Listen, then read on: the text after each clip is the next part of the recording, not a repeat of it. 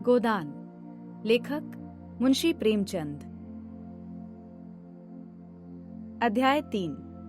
होरी अपने गांव के समीप पहुंचा तो देखा अभी तक गोबर खेत में ऊख कोड़ रहा है और दोनों लड़कियां भी उसके साथ काम कर रही हैं। लू चल रही थी, बगुले उठ रहे थे, भूतल धधक रहा था, जैसे प्रकृति ने वायु में आग घोल दी हो। ये सब अभी तक खेत में क्यों है? क्या काम के पीछे सब जान देने पर तुले हैं?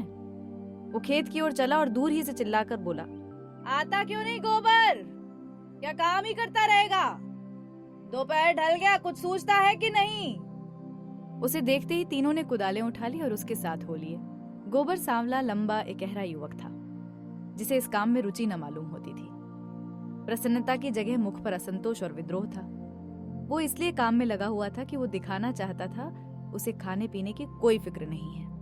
बड़ी लड़की सोना लज्जाशील कुमारी थी, सांवली, सुडौल, प्रसन्न और चपल।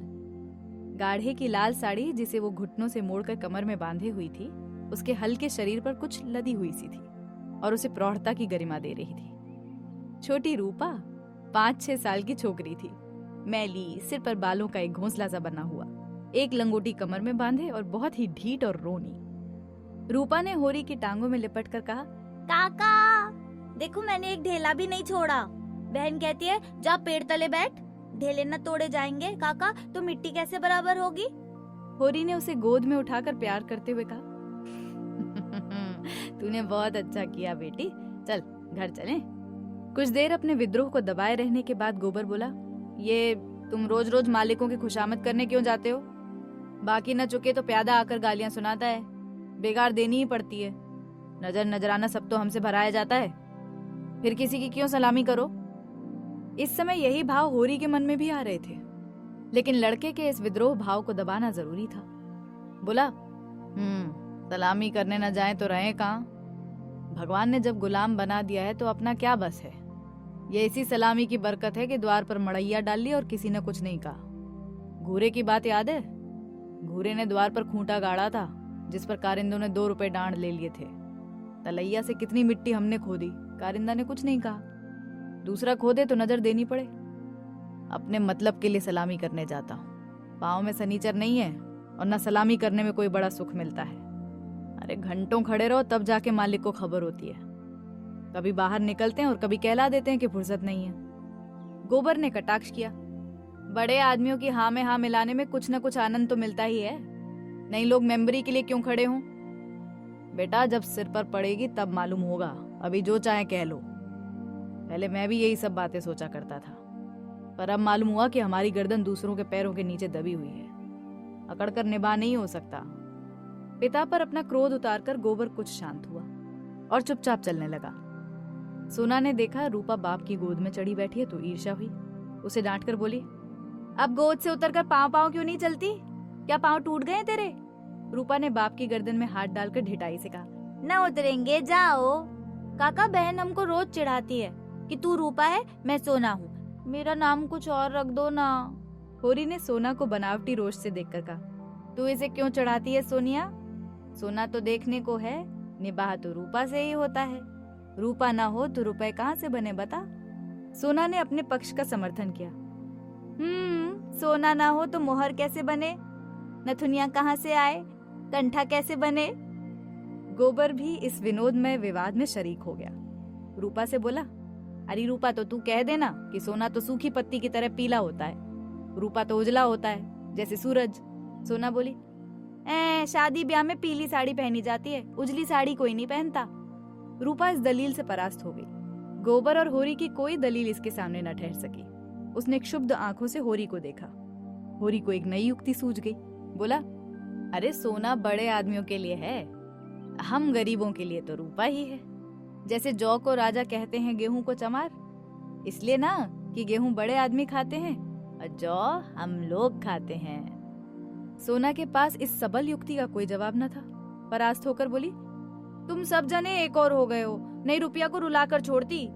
रूपा ने उंगली मटका कर कहा, ए राम सोना चमार, ए राम सोना चमार। इस विजय का उसे इतना आनंद हुआ कि बाप की गोद में न रह सकी, जमीन पर कूद पड़ी और उछल उछल कर यही रट लगाने लगी। रूपा राजा सोना चमार, रूपा राजा सोना चमार। ये लोग घर पहुंचे तो धनिया द्वार पर खड़ी इनकी बाट जो रही थी। रुष्ट होकर बोली, आज इतनी देर क्यों की गोबर? काम के पीछे कोई परान थोड़ी ही दे देता है। फिर पति से गर्म होकर कहा, तुम भी वहां से कमाई करके लौटे तो खेत में पहुंच गए। अरे खेत कहीं भागा जाता था? द्वार पर कुआं था। होरी और गोबर ने एक एक कलसा पानी सिर पर उड़ेला, रूपा को नहलाया और भोजन करने गए। जौ की रोटियां थी पर गेहूं जैसी सफेद और चिकनी। अरहर की दाल थी जिसमें कच्चे आम पड़े हुए थे। रूपा बाप की थाली में खाने बैठी। सोना ने उसे ईर्ष्या भरी आंखों से देखा, मानो कह रही थी, वाह रे दुलार। धनिया ने पूछा, मालिक से क्या बातचीत हुई? होरी ने लोटा भर पानी चढ़ाते हुए कहा, यही तहसील वसूल की बात थी और क्या। हम लोग समझते हैं बड़े आदमी बहुत सुखी होंगे, लेकिन सच पूछो तो वो हमसे भी ज्यादा दुखी हैं। हमें पेट ही की चिंता है, उन्हें हजारों चिंताएं घेरे रहती हैं। राय साहब ने और क्या क्या कहा था वो कुछ होरी को याद न था। उस सारे कथन का खुलासा मात्र उसके स्मरण में चिपका हुआ रह गया था। गोबर ने व्यंग्य किया, वाह, तो फिर अपना इलाका हमें क्यों नहीं दे देते? हम अपने खेत, बैल, हल, कुदाल सब उन्हें देने को तैयार है। बोलो, करेंगे बदला? अरे ये सब धूर्तता है, मेरी मोट मर्दी है और नहीं तो क्या।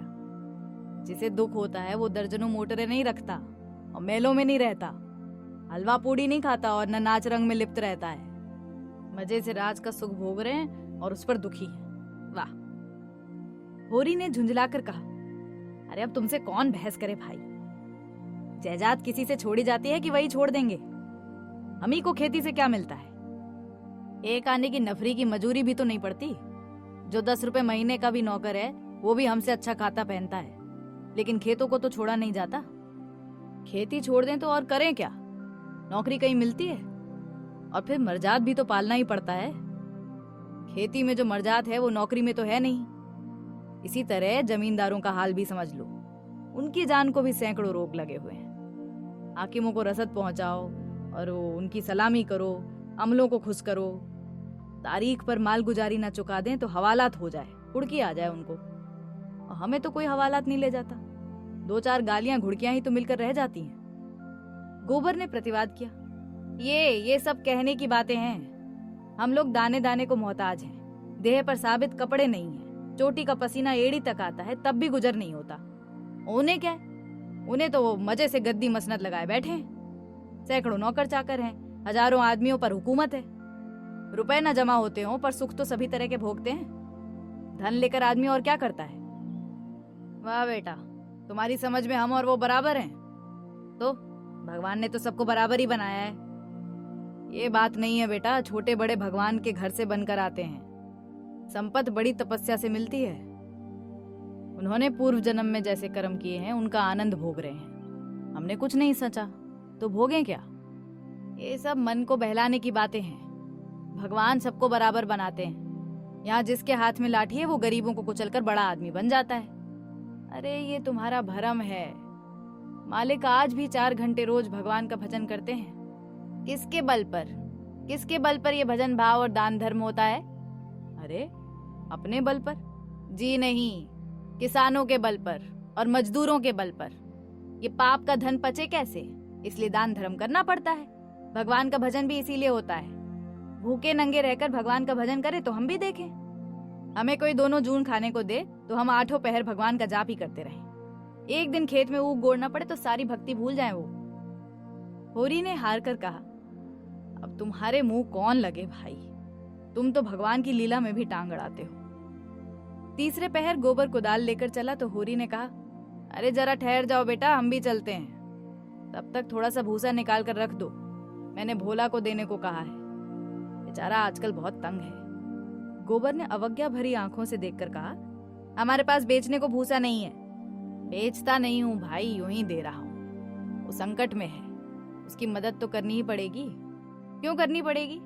हमें तो उन्होंने कभी एक गाय नहीं दी। अरे दे तो रहा था पर हमने ली नहीं। धनिया मटक कर बोली, गाय नहीं वो दे रहा था, इन्हें गाय दे देगा। आंख में अंजन लगाने को कभी चुल्लू भर दूध तो भेजा नहीं, गाय दे देगा।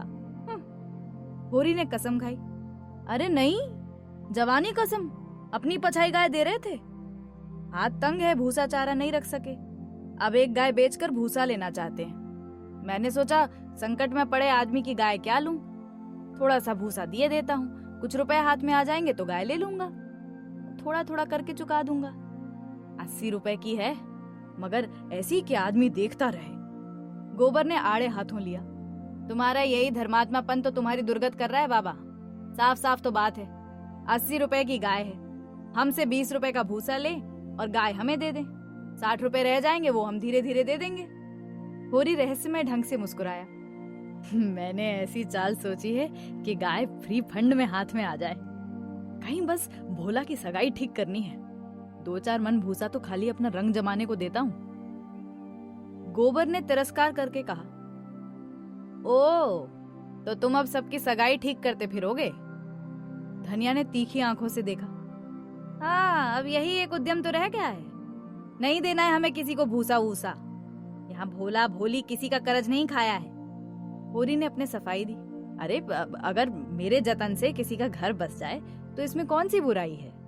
गोबर ने चिलम उठाई और आग लेने चला गया। उसे ये झमेला बिल्कुल नहीं भाता था। धनिया ने सिर हिलाकर कहा, जो उनका घर बसाएगा वो 80 रुपए की गाय लेकर चुप न रहेगा, एक थैली गिनवाएगा। होरी ने पुचारा दिया, ये मैं जानता हूँ, लेकिन उनकी भलमनसी को भी तो देखो। मुझसे जब मिलता है तेरा ही बखान करता है, कहता है ऐसी लक्ष्मी है, ऐसी सलीकेदार है। धनिया के मुख पर स्निग्धता झलक पड़ी, जैसे मन भाई मुड़िया हिलाए। बोली, मैं उनके बखान की भूखी नहीं हूँ, धरे रहे अपना बखान अपने पास। होरी ने स्नेह भरी मुस्कान के साथ कहा, मैंने तो कह दिया भैया, वो नाक पर मक्खी भी नहीं बैठने देती, गालियों से बात करती है। अब लेकिन वही ये कहे जाए कि वो औरत नहीं है, लक्ष्मी है। बात मैं समझता हूँ कि क्या है। उसकी घरवाली जबान की बड़ी तेज थी, बेचारा उसके डर के मारे भागा भागा फिरता था। कहता था जिस दिन तुम्हारी घरवाली का मुंह सवेरे देख लेता हूँ उस दिन कुछ न कुछ जरूर हाथ लगता है। मैंने कहा भैया तुम्हारे हाथ लगता होगा, यहाँ तो रोज देखते हैं, कभी पैसे से भेंट नहीं होती है। तुम्हारे भागी खोटे हैं तो मैं क्या करूं। अरे लगा अपनी घरवाली की बुराई करने, भिखारी को भीख तक नहीं देती थी, झाड़ू लेकर मारने दौड़ती थी, और लालचिन ऐसी थी कि नमक तक दूसरों के घर से मांग लाती थी। हाँ, अब मरने पर किसी की क्या बुराई करूं, मुझे देखकर तो जल उठती थी। भोला बड़ा गमखोर था कि उसके साथ निभाह कर दिया, है ना। दूसरा होता तो जहर खा के मर जाता। तो मुझसे 10 साल बड़े होंगे भोला, पर राम राम पहले ही करते हैं। अच्छा, तो क्या कहते थे कि जिस दिन तुम्हारी घरवाली का मुंह देख लेता हूँ तो क्या होता है? अरे उस दिन भगवान कहीं ना कहीं से कुछ भेज देते हैं। हाँ, बहुएं भी तो वैसी ही चटोरी ने आई हैं। अब की सबों ने 2 रुपए के खरबूजे उधार खा डाले। उधार मिल जाए फिर उन्हें चिंता नहीं होती कि देना पड़ेगा या नहीं। और नहीं तो क्या, भोला रोता काहे को है। तभी गोबर आकर बोला, आ पहुंचे भोला दादा, अब मन दो मन भूसा है वो उन्हें दे दो और फिर उनकी सगाई ढूंढने निकलो। धनिया ने समझाया, आदमी द्वार पर बैठा है, उसके लिए खाट वाट तो डाल नहीं दी, ऊपर से लगे भुनभुनाने। कुछ तो भलमनसी सीखो। अब कल सा ले जाओ, पानी भर कर रख दो, हाथ मुंह धोएं, कुछ रस पानी पिला दो। मुसीबत में ही आदमी दूसरों के सामने हाथ फैलाता है। होरी बोला, अरे रसवस का काम नहीं है, कौन कोई पाहुने हैं।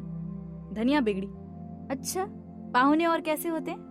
रोज रोज तो तुम्हारे द्वार पर नहीं आते हैं। इतनी दूर धूप घाम में आए हैं, प्यास लगी होगी। रुपया देख डिब्बे में तंबाकू है कि नहीं। गोबर के मारे काहे को बची होगी, दौड़कर 1 पैसे की तंबाकू सहुआ इनकी दुकान से ले ले जा। भोला की आज जितनी खातिर हुई और कभी ना हुई होगी। गोबर ने खाद डाल दी, सोना रस घोल लाई, रूपा तंबाकू भर लाई। धनिया द्वार पर किवाड़ की आड़ में खड़ी अपने कानों से अपना बखान सुनने के लिए अधीर हो रही थी। भोला ने चिलम हाथ में लेकर कहा, अच्छी घरनी घर में आ जाए तो समझ लो लक्ष्मी आ गई। वही जानती है छोटे बड़े का आदर सत्कार कैसे करना चाहिए। धनिया के हृदय में उल्लास का कंपन हो रहा था। चिंता और निराशा और अभाव से आहत आत्मा इन शब्दों में एक कोमल शीतल स्पर्श का अनुभव कर रही थी। होरी जब भोला का खांचा उठाकर भूसा लाने अंदर चला तो धनिया भी पीछे पीछे चली। होरी ने कहा, जाने कहां से इतना बड़ा खांचा मिल गया, किसी भड़मूजे से मांग लिया होगा। दिन भर से कम में ना भरेगा, और 2 खांचे भी दिए तो 2 मन निकल जाएंगे। धनिया फूली हुई थी, मलामत की आंखों से देखती हुई बोली, या तो किसी को नेवता ना दो और 2 तो भरपेट खिलाओ। तुम्हारे पास फूल पत्र लेने थोड़ी ही आए हैं कि चंगेरी लेकर चलते। अब देते ही हो तो 3 खांचे दे दो। भला आदमी लड़कों को क्यों नहीं लाया? अकेले कहाँ तक ढोएगा बेचारा, जान निकल जाएगी उसकी तो। 3 खांचे? पगला गई है धनिया, 3 खांचे तो मेरे दिए ना दिए जाएंगे हैं? तब क्या 1 खांचा देकर टालोगे? गोबर से कह दो अपना खांचा भरकर उनके साथ चला जाए। अरे गोबर ऊख गोड़ने जा रहा है, एक दिन न गोड़ने से ऊख सूख तो न जाएगी। अरे ये तो उनका काम था ना कि किसी को अपने साथ ले लेते। भगवान के दिए 2-2 बेटे हैं। हाँ तो नहीं होंगे घर पे, दूध लेकर बाजार गए होंगे। भैया ये तो अच्छी दिल लगी है कि अपना माल भी दो और उसे घर तक पहुंचा भी दो। ये तो वही बात हो गई कि लाद दे लदा दे, लादने वाला साथ कर दे। अच्छा भैया कोई मत जाओ, मैं पहुंचा दूंगी। बड़ों की सेवा करने में लाज नहीं है मुझे। और 3 खांचे दे दूं? धनिया क्या बात कर रही है तू? अपने बैल क्या खाएंगे? तो ये सब तो नेवता देने के पहले ही सोच लेना था ना हो तुम और गोबर दोनों जने चले जाओ। मुरव्वत की तरह की जाती है धनिया, अपना घर उठाकर नहीं दे दिया जाता। अच्छा अभी जमींदार का प्यादा आ जाए तो अपने सिर पर भूसा लाद कर पहुंचाओगे तुम, तुम्हारा लड़का, तुम्हारी लड़की, सब। और वहां शायद मन दो मन लकड़ी भी फाड़नी पड़े। हाँ तो जमींदार की बात और है ना, वहां डंडे के जोर से काम लेता है ना, इसलिए। तो उसके खेत नहीं जोतते? खेत जोतते हैं तो लगान नहीं देते? अच्छा भैया जान ना खा, हम दोनों चले जाएंगे। कहां से कहां मैंने इन्हें भूसा देने को कह दिया। या तो चलेगी नहीं, या चलेगी तो दौड़ने लगेगी। 3 खांचे भूसे से भर दिए गए। गोबर कुढ़ रहा था, उसे अपने बाप के व्यवहारों में जरा भी विश्वास न था। वो समझता था ये जहां जाते हैं वहीं कुछ न कुछ घर से खो आते हैं। धनिया प्रसन्न थी। रहा होरी, वो धर्म और स्वार्थ के बीच में डूब उतरा रहा था। होरी और गोबर मिलकर एक खांचा बाहर लाए। भोला ने तुरंत अपने अंगोछे का बीड़ा बनाकर सिर पर रखते हुए कहा, मैं इसे रखकर अभी आता हूँ, 1 खांचा और लूंगा। होरी बोला, 1 नहीं, अभी 2 और भरे धरे हैं, और तुम्हें ना आना पड़ेगा। मैं और गोबर 1-1 खांचा लेकर तुम्हारे साथ ही चलते हैं। भोला स्तंभित हो गया। होरी उसे अपना भाई, बल्कि उससे भी निकट जान पड़ा। उसे अपने भीतर एक ऐसी तृप्ति का अनुभव हुआ जिसने मानो उसके संपूर्ण जीवन को हरा कर दिया। तीनों भूसा लेकर चले तो राह में बातें होने लगी। भोला ने पूछा, होरी, दशहरा आ रहा है, मालिकों के द्वार पर तो बड़ी धूमधाम होगी। तंबू सामियाना गड़ गया है, अब की लीला में मैं भी काम करूंगा। राय साहब ने कहा है तुम्हें राजा जनक का माली बनना पड़ेगा। बहुत अच्छी बात है, और मालिक तुमसे बहुत खुश है। उनकी दया है। एक क्षण के बाद भोला ने फिर पूछा, सगुन करने का रुपए का कुछ जुगाड़ कर लिया है? माली बन जाने से गला तो न छूटेगा? होरी ने मुंह का पसीना पोंछकर कहा, अरे उसी की चिंता तो मारे डालती है दादा। अनाज तो सबका सब खलिहान में तुल गया। जमींदार ने अपना लिया, महाजन ने अपना लिया, मेरे लिए 5 सेर अनाज बच रहा। ये भूसा तो मैंने रातों रात ढोकर छिपा दिया था, नहीं तिनका भी नहीं बचता। और जमींदार तो एक ही है, मगर महाजन 3-3 है, और सवाइन और वो मंगरू अलग, और दाता दीन पंडित अलग। किसी का ब्याज भी पूरा ना चुका। जमींदार के भी आधे रुपए बाकी पड़ गए। सवाइन से फिर रुपए उधार लिए तो काम चला। अब सब तरफ किफायत करके देख लिया भैया, कुछ नहीं होता। हमारा जन्म इसीलिए हुआ है कि अपना रक्त बहाएं और बड़ों का घर भरें। मूल का दुगना सूद भर चुका हूं, पर मूल ज्यों का त्यों सिर पर सवार है। लोग कहते हैं कि शादी गमी में, तीरथ बरत में हाथ बांधकर खर्च करो, मुझे रास्ता कोई नहीं दिखाता। राय साहब ने बेटे के ब्याह में 20,000 लुटा दिए, उनसे कोई कुछ नहीं कहता। और मंगरू ने अपने बाप के क्रियाक्रम में 5,000 लगाए, उनसे कोई कुछ नहीं पूछता। ऐसे ही मर्जात तो सबकी है। भोला ने करुण भाव से कहा, बड़े आदमियों की बराबरी तुम कैसे कर सकते हो भैया? भोला भैया, लेकिन आदमी तो हम भी हैं। अरे कौन कहता है कि हम तुम आदमी हैं? हमें आदमियत है कहीं? आदमी वो है जिनके पास धन है, अख्तियार है, इल्म है। हम लोग तो बैल हैं और जुतने के लिए पैदा हुए हैं। घड़ी भर सांस ले लें। और हम में भी तो एका नहीं है, एका का नाम नहीं, उस पर एक दूसरे को देख नहीं सकता। एक किसान दूसरे के खेत पर ना चढ़े तो कोई इजाफा कैसे करे। प्रेम तो संसार से उठ गया भैया। बूढ़ों के लिए अतीत के सुखों और वर्तमान के दुखों और भविष्य के सर्वनाश से ज्यादा मनोरंजक और कोई प्रसंग नहीं होता। दोनों मित्र अपने अपने दुखड़े रोते रहे। भोला ने अपने बेटों के करतूत सुनाए, होरी ने अपने भाइयों का रोना रोया, और तब एक कुएं पर बोझ रखकर पानी पीने के लिए बैठ गए। गोबर ने बनिए से लोटा और गगरा मांगा और पानी खींचने लगा।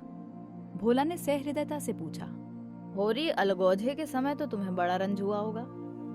भाइयों को तो तुमने बेटों की तरह पाला था। होरी आर्द्र कंठ से बोला, कुछ न पूछो दादा, यही जी चाहता था कि कहीं जाके डूब मरूं। मेरे जीते जी सब कुछ हो गया। जिनके पीछे अपनी जवानी धूल में मिला दी वही मेरे मुद्दई हो गए। और झगड़े की जड़ क्या थी? यही कि मेरी घरवाली हार में काम करने क्यों नहीं जाती। अब पूछो, घर देखने वाला भी कोई चाहिए कि नहीं? लेना देना, धरना उठाना, संभालना सहेजना ये कौन करे? फिर वो घर बैठी तो नहीं रहती। झाड़ू बुहारू, रसोई, चौका बर्तन, लड़कों की देखभाल, ये कोई थोड़ा काम है? और क्या वो शोभा की औरत घर संभाल लेती? या हीरा की औरत में ये सलीका था? जब से अलगौजा हुआ है दोनों घरों में एक जून रोटी पकती है। नहीं, सबको दिन में 4 बार भूख लगती थी, अब खाएं 4 दफे तो देखूं। इस मालिकपन में गोबर की माँ की जो दुर्गत हुई है वो मैं ही जानता हूँ। बेचारी अपनी देवरानियों के फटे पुराने कपड़े पहनकर दिन काटती थी। खुद भूखी सो रही होगी, लेकिन बहुओं के लिए जलपान तक का ध्यान रखती थी।